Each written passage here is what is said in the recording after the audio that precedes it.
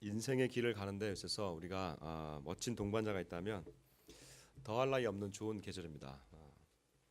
쓸쓸한 낙엽을 지는 이 거리에 혼자 걷는 것보다는 같이 걷는 인생의 동반자가 있다면 얼마나 좋겠습니까? 우리가 하나님의 일을 하는 데 있어서도 마찬가지입니다.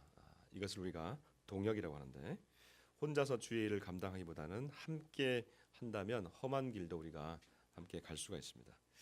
오늘 본문은 희한하게도 이 동역의 아름다움을 보여주는 그러한 또 동역의 비밀을 보여주는 그러한 본문입니다. 본문은 우리 크게 오늘 세 가지로 좀 나눌 수 있습니다. 세 부분. 첫 번째, 하나님이 모세를 부르시고 그에게 새로운 또 사명을 주시는 장면. 계속해서 거듭해서 사명을 주시는 장면입니다. 이 첫 번째 장면과 두 번째 장면은 모세와 아론의 이 족보가 나옵니다. 족보에 대한 두 번째 장면. 그다음에 세 번째 장면은 또다시 하나님께서 모세에게 말씀하시는 장면입니다. 어떻게 보면 첫 번째 장면과 두 번째 장면, 세 번째 장면이 거의 뭐 대동소이하게 나와 있는데 그 가운데 아론과 모세의 족보가 있습니다. 간단하게 좀 살펴보겠습니다. 첫 번째 장면은 모세에게 하나님께서 모세에게 내 이스라엘 백성 나의 백성을 건져내라 이 말씀을 하십니다. 그러면서 그들로 하여금 내가 여호와인 것을 알게 하라라고 말씀하십니다. 근데 이때도 모세가 이런 말을 합니다. 하나님, 내가 참 입이 둔한 자입니다.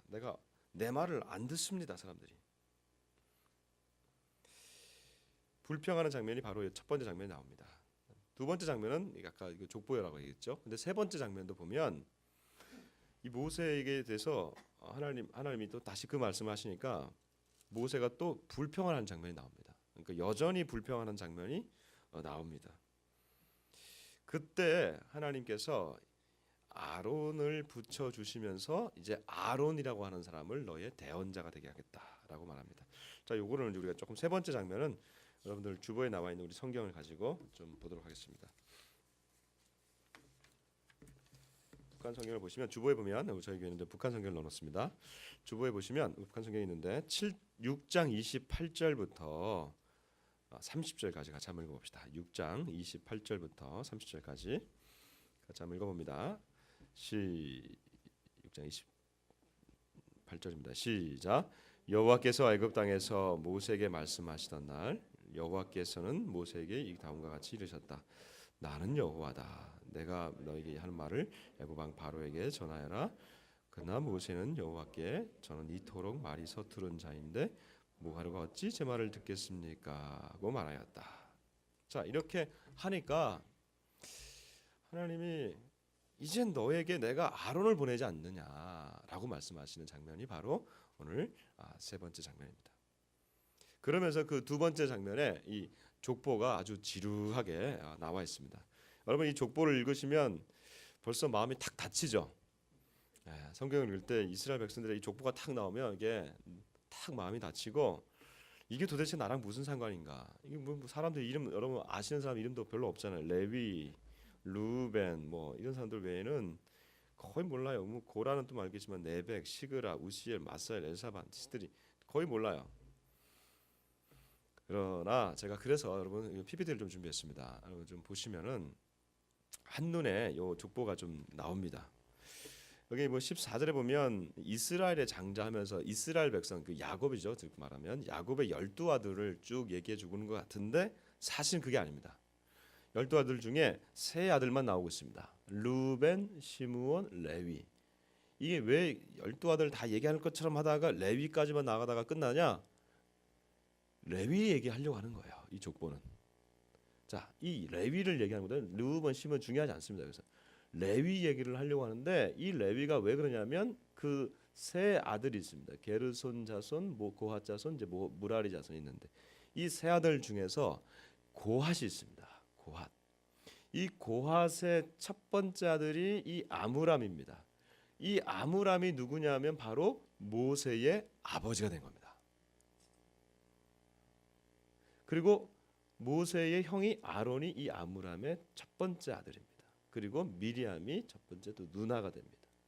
요 얘기를 하려고 오늘 이 족보를 얘기해 주고 있는 겁니다. 그러니까 오늘의 이 족보는 뭐 전체 이 야곱의 전체를 다 보여주기보다는 이 12아들 중에서 레위 지파, 그다음에 특별히 그 가운데 고핫, 아므람 나오면 이 모세와 아론의 지파를 얘기해 주려고 합니다. 특별히 아론의 지파가 다 나옵니다. 엘르아슬과 비느하스와 저 뒤에 보면 나중에 나오진 않습니다. 여기는 사독과 아히멜렉이 이 다윗 시대의 제사장이 됩니다. 아시겠죠? 자, 오늘 그러면 이 족보 읽어주시고, 이 족보가 결국은 누구를 향한 족보냐 하면 바로 아론과 모세를 향한 족보입니다. 그럼 왜 갑자기 아론과 모세 족보를 여기서 갑자기 얘기할까? 하나님이 지금 이 모세가 하나님 난 도저히 못하겠어요. 그러니까 하나님이 지금 내가 너에게 아론을 주지 않았냐 이렇게 말씀하시는 거예요. 근데 이 아론을 주시는 것은 이미 출애굽기 4장에 애굽 땅이 들어오기 전에 시내산에서 이미 한번 줬어요. 그래서 그를 만났어요. 근데 또 이 모세가 너무 힘들어요 하나님. 그러니까 또 너에게 아론이 있지 않냐라고 말하는 거예요. 이 얘기는 시내산에서 만났을 때, 애굽에서 한참 떨어진 저 시내산에서 이 아론을 만났을 때는 야 이제 아론 만났으니까 이제 뭔가 할 수 있겠다 생각을 가지고 애굽에 딱 들어왔는데, 들어와서 바로 왕 만나고 그리고 이제 이스라엘 백성 만났는데 이거 웬걸, 바로 왕한테는 왕따를 당해버리고 백성들한테는 배척을 당해버리고, 그러니까 야 이거 너무 어렵다. 야 이거 아론이 있어도 안 된다. 그러니까 이럴 때 여러분 뭐가 오냐면 사역에 이 열등감과 우울감이 확 찾아옵니다. 그걸 우리는 이제 우리가 세상 말로는 디프레션이라고 하죠. 우울증이라고 그러죠. 디프레션이 한번 딱 쌓이면요 이게 그냥 탁 떨어져요. 뭔가 그 우울감이 너무 심하면 사람이 목숨도 끊잖아요. 그러니까 이게 모세가 제가 볼 때 이 사람이 다혈질인데 또 한편으로는 우울질이 있어요.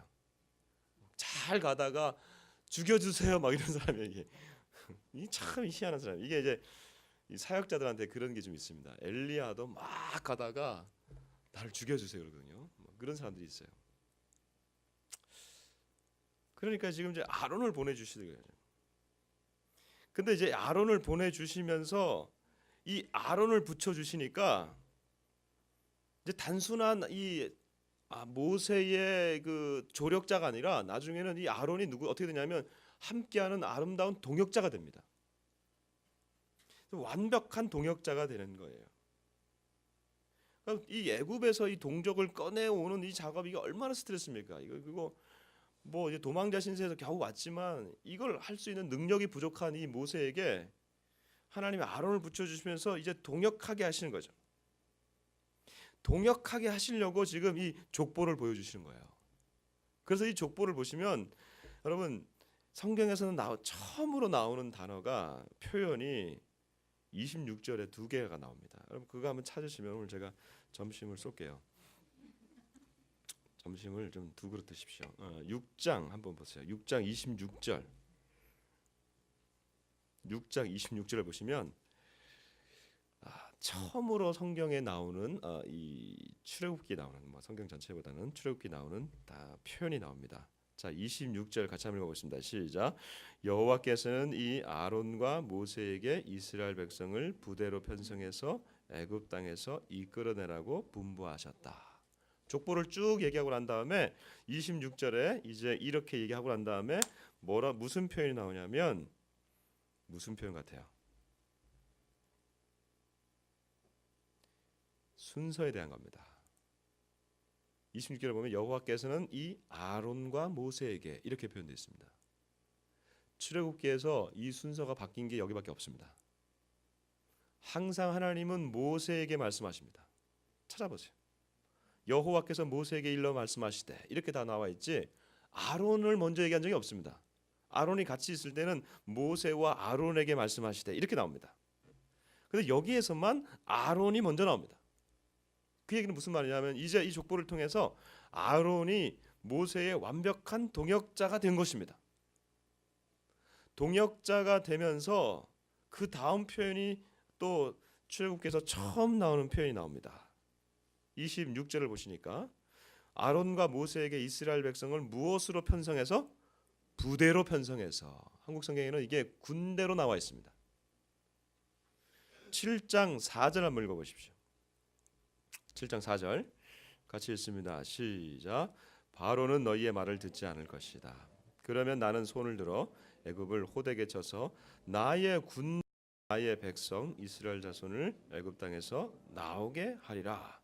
나의 군대라는 표현을 처음으로 쓰고 있습니다. 이스라엘 백성이 군대냐? 그렇지 않습니다. 지금 이들은 아까 보셨던 이 야곱의 70명이 지금 애굽에 내려가서 가족이 이루어진 큰 민족일 뿐이지 국가도 아니고 군대도 아닙니다. 오합지졸의 지도자도 없는 그냥 평범한 종살이하고 있는 그런 민족일 뿐입니다. 근데 처음으로 하나님이 말씀하시는데 나의 군대다라고 말씀하시는 겁니다. 그 군대라고 하는 그 표현이 바로 아론을 붙여주시면서 이 일들을 이루어지게 하는 것이죠. 그러니까 이 아론의 동역이 있음으로 인해 가지고 이런 군대로 발전하는 이제 국가로 발전하는 아주 중요한 역할을 하게 되는 겁니다. 그 이후에 모세가 이 아론을 무엇으로 세우냐면 제사장으로 세웁니다. 그래서 모세의 역할과 이 아론의 역할이 분담이 되게 됩니다. 이제 모세는 하나님의 대언자 역할을 하면서 어쩌면 왕권과 같은 일들을 하게 됩니다. 왕은 아닙니다만.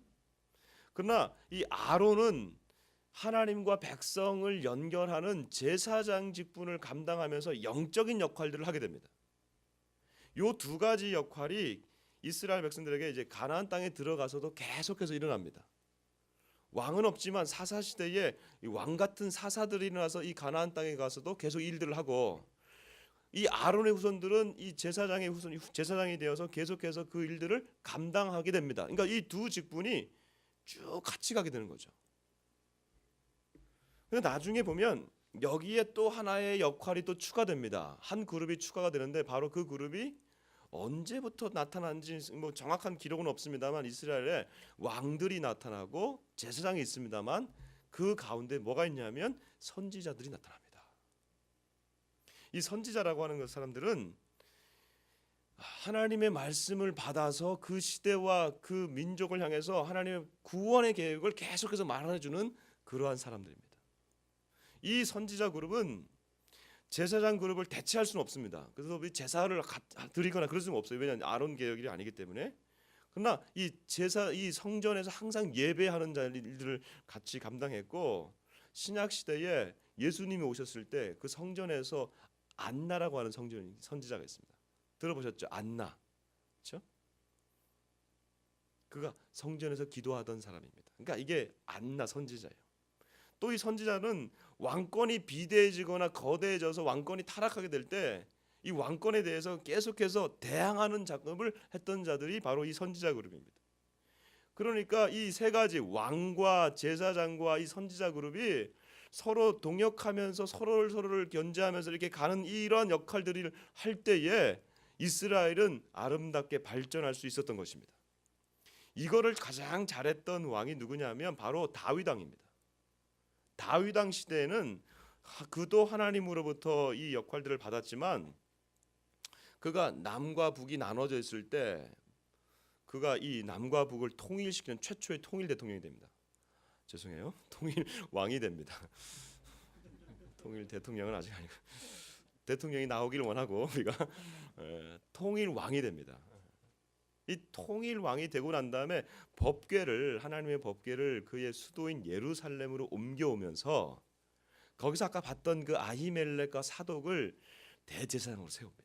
물론 그 전에 세웠습니다만 이들을 이 제사장 직분을 잘 감당하게 해서 그 왕권도 잘 돼 있지만 이 제사장 직분들도 잘 성전을 통해서 만들어가는 역할을 하게 됩니다. 그러던 그가 왕권이 비대해지면서 이제 나라가 평온해지니까 그가 유부녀인 이 밧세바와 불륜을 하게 됩니다. 그때 하나님은 선지자 나단을 보내셨습니다. 그리고 선지자 나단을 통해서 왕에게 직접적으로 회개를 촉구했을 때 그 왕이 선지자를 죽일 수도 있지만 그 말씀을 듣고 그가 곧바로 무릎을 꿇고 회개합니다. 그래서 그가 지은 그 회개시가 시편 51편 아닙니까? 주의 성령을 내게서 거두지 마옵소서. 이 찬송시가 바로 이 다윗의 고백인 겁니다. 그러니까 이 왕과 제사장과 이 선지자가 아름답게 동역하고 발전할 때에 하나님은 이 다윗 시대에 이스라엘의 최대 영토를 허락하셨어요. 남북을 통일할 뿐만 아니라 그 시대가 가장 부강했고 최대 영토를 하나님이 허락하셨습니다. 이게 여러분, 이게 함께 가는, 이 선지자와 이 세 가지 직분이 함께 갈 때에 놀라운 일들이 난 겁니다. 그러니까 지금 이 본문으로 돌아와서 아론과 모세가 함께 할 때에 이들을 처음으로 군대라고 표현하는 이 표현이 정확한 표현이죠. 지금 이스라엘은 연약하고 미약하지만 하나님이 이 이스라엘을 아론과 모세의 동역함을 통하여서 이제 크게 세우시겠다고 하는 예언적 표현이 바로 이 군대라고 하는 표현입니다. 자, 그럼 여러분, 우리 그리스도인들은 이것을 우리가 어떻게 받아들여야 될까요? 많은 분들이 이렇게 얘기합니다. 왕은 오늘날의 대통령이다. 제사장은 오늘날 우리의 목회자들이다. 선지자는 선교 단체나 아니면 기독교 NGO다. 이들이 잘 아름답게 연합해서 간다면 우리가 좋은 일들을 이룰 수 있을 것이다. 뭐 일견 뭐 맞는 것 같은데 사실은 상당히 많이 떨어져 있습니다. 왜냐하면 오늘날 우리 민주주의 대통령이 이스라엘의 왕처럼 그런 데가 아닙니다. 제사장이 목회자 아닙니다. 선지자는 더더구나 이 땅에 지금 없습니다. 다 어디로 갔을까요, 여러분? 왕 있었는데 제사장, 선지자, 이거 다 어떻게 적용해야 됩니까? 이 세 가지 직분에 공통점이 있습니다. 이 세 가지 직분의 공통점은 뭐냐면 이 세 직분을 다 시작하려면 뭐가 필요하냐면 기름을 붓습니다. 왕으로 이게 복립이라고 그러나요? 복립이 되면 그 사람에게 기름을 부어서 왕이 되게 합니다. 최초의 왕이었던 사울 왕도 사무엘에 의해서 기름을 부었습니다. 두 번째 왕이었던 다윗도 이 기름을 붓습니다. 제사장 아론 있지 않습니까, 여러분? 아론도 그냥 된 게 아니고 하나님이 그에게 거룩한 관유를 부었다고 그랬어요. 이 관유는 아무나 못 만듭니다. 아무에게 못 붓습니다. 대제사장에게만 오직 붓습니다. 그러니까 그 아들, 그 후손들도 제사장으로 옹립이 될 때 이 기름을 붓습니다. 선지자 엘리야가 마지막 그의 말년에 하나님이 나타나셔서 방황하던 엘리야에게 너는 이제 엘리사에게 가서 그에게 기름을 부어라. 엘리사가 기름 부음을 받고 엘리야의 선지자직을 받습니다. 자, 이 기름 부음을 받는다 이 말 다 기름 부음을 받거든요. 이 세 가지가. 근데 구약에서 이 히브리어로 이 기름 부음을 받는다 이 말이 무슨 말이냐면 여러분들이 잘 알고 있는 말입니다. 그게 뭐냐면 바로 메시아라고 하는 겁니다. 많이 들어보셨죠? 핸델의 메시아. 그게 노래 이름이 아니고 기름 부음을 받는다 이런 뜻입니다. 이게 근데 오늘날의 이 신약 성경으로 와서 헬라어나 그리스어로 얘기하면 이거를 다른 말로 하면 이게 그리스도가 된 겁니다. 이제 익숙하죠? 우리가 알고 있는 예수 그리스도. 예수 그리스도라는 이 말은 예수님은 기름 부음 받은 자라는 뜻입니다. 예수님은 이 기름 부음을 받았다. 그러면 이 세 가지 직분, 왕과 제사장과 이 선지자의 직분을 그 중에 어떤 직분으로 예수님이 기름 부음을 받았다는 거예요? 그 모든 직분이 예수님에게는 다 기름 부음을 받은 겁니다. 그래서 예수님은 왕권을 가지고 계신 분입니다. 빌립보서에 보니까 이렇게 기록이 되어 있습니다. 이러므로 이걸 또 읽어봐야겠네. 내가 또 외웠다가 다 까먹었어. 우리 같이 한번 읽어봅시다. 빌립보서 2장 9절부터 11절까지입니다.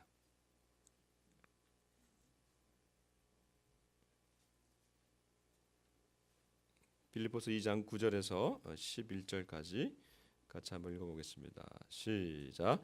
이러므로 하나님이 그를 지극히 높여 모든 이름 위에 뛰어난 이름을 주사 하늘에 있는 자들과 땅에 있는 자들과 땅 아래 있는 자들로 모든 무릎을 예수의 이름에 꿇게 하시고 모든 입으로 예수 그리스도를 주라 시인하여 하나님 아버지께 영광을 돌리게 하셨느니라. 아멘. 하나님이 그를 왕으로 세우신 겁니다. 만유의 왕으로 세우신 겁니다. 이스라엘의 왕이었던 그 기름 부음을 받았던 그 왕이 이제 만유의 왕이 되신 겁니다. 여러분, 사람들은 희화에서 예수를 죽일 때 그 십자가에다가 유대인의 왕이라고 하는 표딱지를 붙여서 죽였습니다. 그래서 네가 유대인의 왕이냐? 그럼 내려와 봐라. 네가 하나님의 아들이냐? 네가 내려와 봐라. 이렇게 해서 죽였지만 그 역설적으로 하나님은 그분을 왕으로 세우신 것입니다. 예수님은 제사장이 직분을 감당하셨어요. 제사장이라고 하는 것은 하나님과 우리 인간 사이를 연결해주는, 제사를 드리는, 연결해주는 그 직분이 하지 않습니까? 근데 하나님과 끊어진 우리 사이를 예수님은 당신이 직접 어린 양의 제물이 되셔서 그것을 올려드리는 제사장의 직분을 감당하신 겁니다. 선지자의 직분을 감당하셨습니다. 히브리서 1장 2절에 보면 옛적의 선지자들로 여러 부분과 여러 모양으로 우리 조상들에게 말씀하신 하나님이 이 모든 마지막 날에 아들로 우리에게 말씀하셨으니, 선지자는 하나님의 말씀을 받아서 얘기하는 자들입니다. 그 선지자로서의 하나님의 말씀을 받아서 지금 예수님께서 말씀하고 계신 겁니다. 그러니까 이 예수님의 말씀은 곧 하나님의 말씀이고, 하나님의 말씀은 곧 당신의 계시를 우리에게 보여주시는 구원의 말씀이 되는 겁니다. 자, 이 예수님은 왕이시고 제사장이시고 선지자로서 그리스도로 다 받으셨습니다. 그것을. 그러면 우리와 예수님과의 관계는 어떻게 됩니까? 우리는 예수님을 그리스도라고 믿고 고백하는 자들입니다. 주와 그리스도가 되게 하셨도다. 예수님을 그리스도라고 모실 때, 그리스도라고 고백하는 것은 우리가 예수님을 고백할 때에 예수님의 그 그리스도의 역할이 내 안에 들어오는 겁니다. 즉 내 안에 이 그리스도의 세 가지 직분이 다 내 안에 들어오는 겁니다. 그러므로 나는 작은 그리스도가 되는 겁니다. 잘못하면 이단되는데 거기서. 이런 말은 들어봤죠? 내가 작은 예수다. 그렇죠? 예수라고 얘기할 때 이건 괜찮은데 그리스도라고 하면 좀 이상해요. 아니에요. 그리스도의 이 기름 부음 받은 이 세 가지 직분이 나에게 들어올 때 나도 작은 그리스도가 되는 겁니다. 그러므로 베드로전서 2장 9절에 보면 이렇게 되어 있습니다. 너희는 왕 같은 제사장이라. 왜 왕 같은 제사장이라요? 내가 그리스도를 모시기 때문에, 예수님을 모시기 때문에 내가 왕이 되는 겁니다. 내가 제사장의 직분을 가지고 있는 겁니다. 내가 선지자의 직분을 가지고 있는 겁니다. 어떤 면에서는 내가 왕이에요. 이제 내가 죄와 싸워서 죄를 다스리는 영역에서 내가 왕인 겁니다. 예전에는 마귀가 나를 다스렸지만 이제는 내가 마귀의 모든 계계를 물리치고 내가 그 모든 죄와 유혹을 다스릴 수 있는 능력을 나에게 가주신 겁니다. 내가 어떤 면에서 제사장입니까? 하나님과 인간 사이를 연결하는 그 제사장의 직분, 우리에게 화목케 하는 직분을 주셨다고 그랬습니다. 그러므로 저와 여러분은 이 세상에서 제사장의 직분을 감당하는 자들입니다. 어떻게 우리가 선지자입니까? 구원의 계획을 계속해서 말해준다면 우리가 선지자 직분을 선포할 수 있는 겁니다. 그러므로 여러분, 저와 여러분은 이 작은 예수가 됐어요. 이 예수님 안에서 이 세 가지가 합쳐지고 예수를 따르는 이 자들이 이 세 가지 직분을 누리면서 행사하면서 살아가는 존재가 되었는데, 우리는 이 직분을 행사하면서 함께 동역하게 되는 겁니다. 도대체 이 그리스도가 작은 그리스도가 되는 것과 동역하는 것은 도대체 무슨 관계입니까? 여기 깊은 의미가 있습니다. 여러분, 동역이라고 하는 것은, 모세를 부르시고 아론을 붙여주시는 것은 모세와 아론이 서로 동역하라고 붙여준 게 아니에요. 이들에게는 더 큰 놀라운 일이 하나 있습니다. 이게 뭐냐하면 이스라엘 백성을 이 땅에서 그 애굽에서 건져내라고 하는 거룩한 일이 있습니다. 이 일을 위해서 모세를 세우시고 아론을 붙여주셔서 동역하게 하신 겁니다. 그리고 난 다음에 이스라엘을 계속해서 이끌어 가라고 이런 동역의 관계들과 역할들을 주신 겁니다. 여러분, 우리도 마찬가지입니다.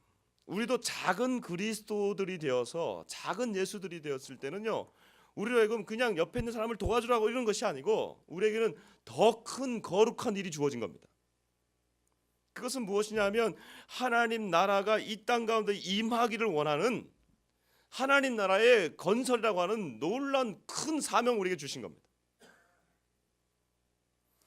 하나님 나라를 이걸 이루기 위해서 하나님은 당신의 아들 예수님을 주셨고 우리가 그분을 믿음으로 당신의 자녀가 되게 하셨습니다. 그리고 그 거룩한 나라에 우리를 초대하셨을 뿐만 아니라 우리에게 말씀하시고 요구하시는 것이 그 하나님 나라를 만들어가고 확장시켜 나가라고 하는 일에 우리를 부르셨다고 하는 겁니다. 그 일을 위해서 우리가 동역으로 부름을 받은 겁니다. 그러니까 여러분, 저와 여러분은 작은 예수, 작은 그리스도죠. 근데 하나님 나라의 건설이라고 하는 이 거대한 일을 위해서 우리는 작은 예수들이 모여서 함께하는 그러한 공동체입니다.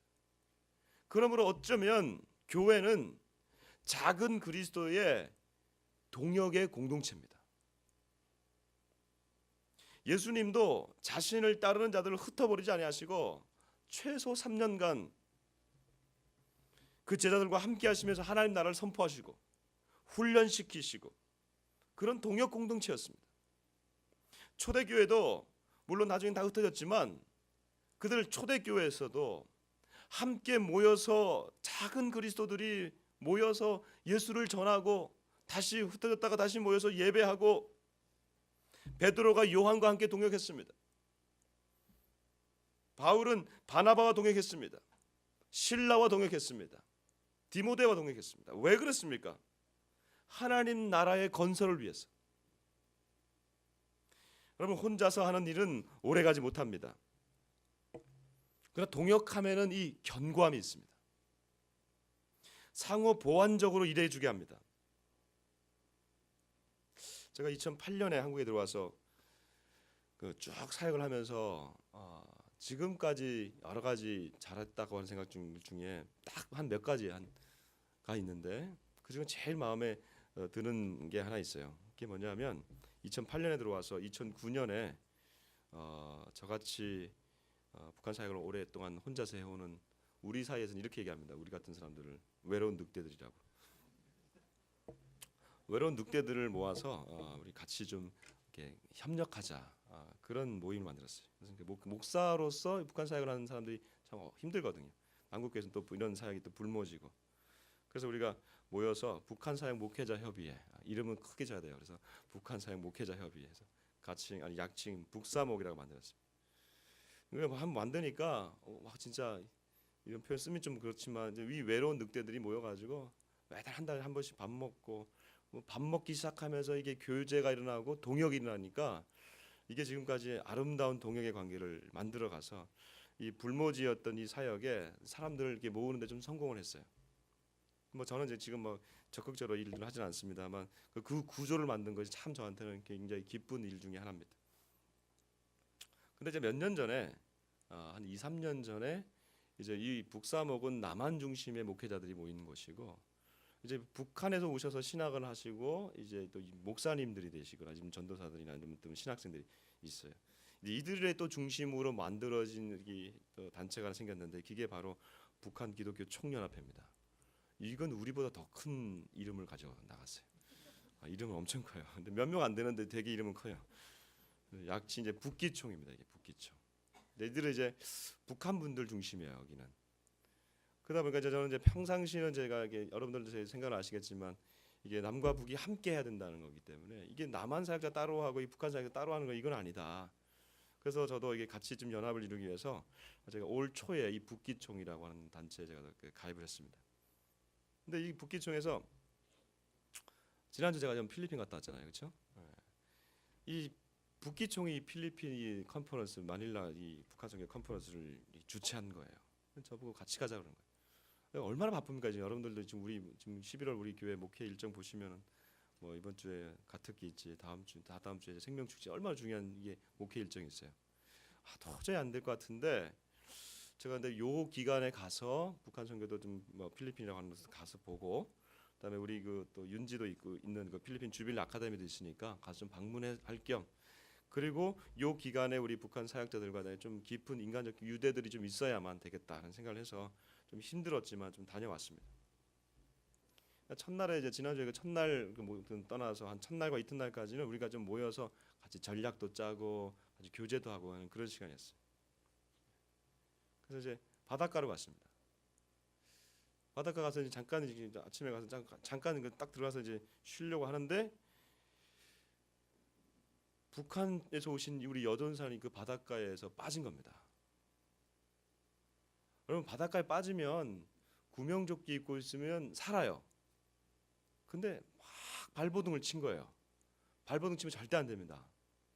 근데 아마 두 분이 빠졌는데 두 분이 빠져가지고 이렇게 육지에 나왔는데 그 옆에서 우리 그 북한 출신 목사님이 이런 얘기를 하는 거예요.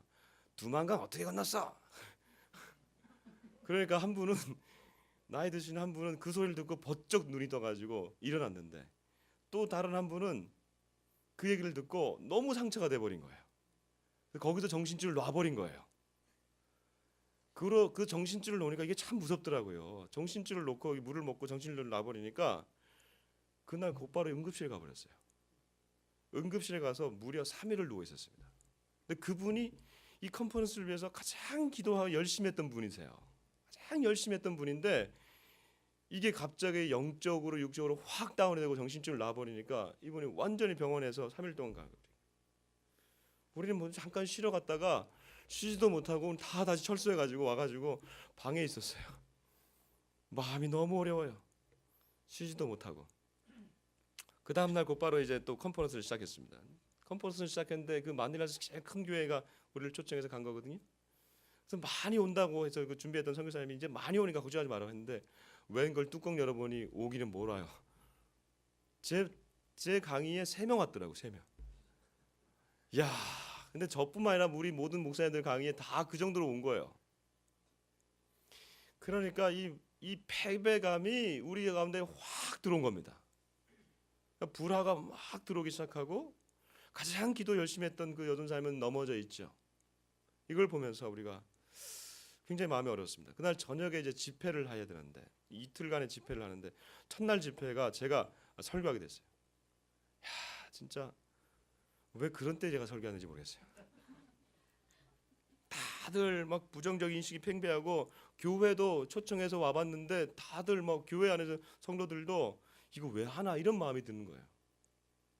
저도 많은 데서 이렇게 집회를 하면서 다녀봤지만 이번 필리핀 집회만큼 내가 마음이 어려운 적은 없었던 것 같아요. 도저히 막 무슨 메시지를 어떻게 전해야 될지, 그 필리핀과 이 북한과 무슨 관계가 있는지 저도 모르는데 무슨 말을 어떻게 합니까? 그래서 그날 저녁에 그 집회를 하러 가는데 우리가 봉고차를 타고 가는데 솔직하게 제가 얘기했어요. 목사님들 앞에서, 전사님 앞에서 나를 위해 기도해 달라. 도저히 내가 전할 말씀도 없고 내가 뭘 전해야 될지도 모르겠고 그다음에 지금 이런 분위기도 아닌 것 같다. 솔직하게 얘기했어요. 다 같이 공감을 하더라고요. 다 똑같으니까. 그래서 그날 저를 위해서 기도해 줬습니다. 근데 그날 그 기도, 그 봉고차에서 딱 기도가 끝나니까 교회 딱 도착했더라고요. 그 봉고차에서 우리 동역자들이 저를 위해서 기도해 줬던 그 기도가 저를 살렸습니다. 제 마음에 성령님께서 뜨거운 감동을 주시는데 메시지를 가지고 있었죠. 그런데 그 메시지에는 확신이 없었는데 확신을 주시는 거예요. 그러면서 들어가는데 이대로 가서는 안 되겠구나 하는 하나님의 강력한 마음을 주시는데, 여러분 제가 이렇게 집회 가서 이렇게 설교를 할 때 좀 불을 뿜는다는 표현을 좀 하는데 그날 좀 제가 좀 불 좀 뿜었습니다.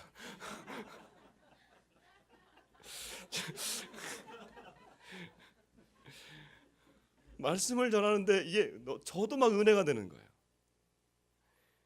그냥 평상시 톤보다 한 두세 배 톤은 막 올라오는데 이 시대를 향한 하나님의 마음, 그리고 그 디아스포라를 향한 하나님의, 필리핀이 보니까 동남아에서 제일 우리 한인들이 제일 많더라고요. 10만이더라고요. 거기에 청년들도 많고 장년들도 많고 청소년들이 왜 이렇게 많은지 또. 그러니까 미국을 가기는 어렵고 영어권이니까 이쪽에 영어 공부하러 많은 청소년들이 있더라고요. 그 사람들이 같이 하는데 말씀을 받는데, 그리고 디아스포라가 이 시대를 향해서 무엇을 해야 되는지, 그리고 말씀을 전하는데 이 필리핀이 왜 이 사역에서 중요한지 보니까 중국과 일본과 러시아 권역에서 떠나서 가장 가까운 데이 바로 이 필리핀이더라고요. 그리고 영어권이고 전략을 짤 수 있고 훈련을 할 수 있고, 디아스포라로서 한국 문화가 아니고 남한 문화가 아니고 북한 문화가 아닌 새로운 문화의 다문화권을 경험한 곳이 바로 필리핀이라고.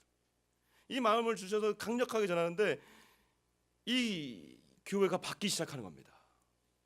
그리고 우리 사역자들이 마음이 뜨거워지기 시작하는 겁니다. 영적 판도가 이 집회를 통해서 확 바뀌었습니다. 그리고 3일 동안 누워있던 그 8사람이 겨우 참석했는데 이 집회가 끝나고 난 다음에 그가 완전히 치유가 되어버렸습니다.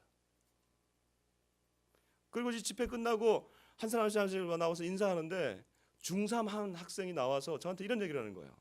목사님, 오늘 말씀이 굉장히 인상 깊었습니다.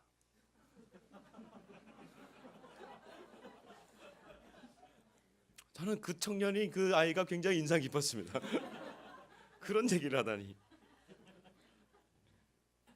제가 지금 제 자랑하는 게 아니에요. 저도 굉장히 패배감에 갇혀 있었거든요. 이번 주부터 우리 가특기 시작되고 생명축제 얼마나 부담됩니까? 근데 내가 왜 여기 와야 되나, 이 방향을 잡지 못하고 있는 그 시기에 나를 깨웠던 것은 바로 그 봉고차에서 우리 동역자들의 기도였습니다. 그 동역자들이 나를 위해서 기도해주고 함께 한 마음으로 나를 위해서 기도해줬을 때 그 역사가 일어나고, 그 다음 날은 저는 일찍 그 첫날만 하고 왔지만 그 다음 날 제가 얘기 들어보니까 그 다음 날 집회는 더 큰 은혜가 있었다고 그러더라고요. 거기 있던 청소년들과 청년들이 앞에 나와서 이 시대를 위해서, 이 북한을 위해서, 이 한반도를 위해서 자신의 삶을 헌신하겠다고 일어나는 자원자들이 나고 자발적으로 기도회가 일어나는 더 큰 놀라운 역사가 있었다고 합니다. 여러분, 동역이 이렇게 중요합니다. 내가 넘어질 때 동역자들이 나를 세워주고, 그가 넘어질 때 내가 세워주는 것이 바로 동역의 관계입니다. 우리 주변에는 이러한 동역자들이 내 주변에는 있어야 되는 것입니다. 이것이 바로 하나님 나라를 위해서 필요한 동역인 것입니다. 하나님은 아론을 붙여주시면서 이스라엘 백성을 구원하라고 붙여주셨지 뜻이, 지금은 하나님 나라를 위해서 왕 같은 제사장과 같은 선지자들과 같은 저와 여러분들을 일으켜 세우셔서 동역하게 하시는 것입니다. 이 동역은 그러므로 세상 관계는 아닌 것입니다. 세상에서는 이러한 동역이 이루어질 수 없습니다. 예수 그리스도를 우리가 받아들이는 작은 그리스도들이 하나님의 나라를 위해서 함께 동역해 나가는 것입니다. 그럴 때에 이 동역의 관계로 결국 세워지는 것은 하나님 나라가 되는 것입니다. 이 생명나라의 공동체는 그러므로 작은 그리스도들이 모여서 함께 하나님 나라를 세워가는 동역 공동체인 것입니다. 우리 사랑방에 그런 동역 관계들이 일어나야 되는 것이고, 우리 팀에서 그런 동역 관계들이 일어나야 되는 것이고, 각 영역에서 이런 동역자들이 세워질 때 내가 이 사람의 동역을 하고, 내가 힘들 때 이 사람이 나를 세워주는 이런 관계들이 우리 작은 그리스도의 동역 공동체로 발전하기를 주 이름으로 축복합니다. 하나님 아버지, 감사합니다.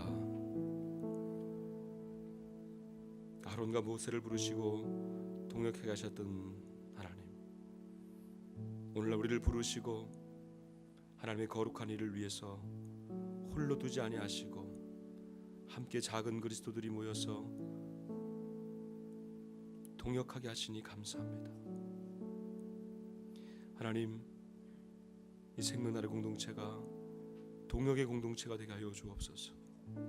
사역자들만 일하지 않게 하여 주시고, 리더십만 일하지 않게 하여 주시고, 함께 서로를 세워가는, 함께 울고 함께 웃는 동역의 공동체가 되게 하여 주옵소서. 감사합니다 주님. 그리하여서 하나님 나라를 이루어 가는데 조금이라도 쓰일 수 있는, 쓰임 받을 수 있는 인생과 공동체 되게 하여 주옵소서. 감사합니다. 예수님 이름으로 기도드립니다. 아멘, 아멘.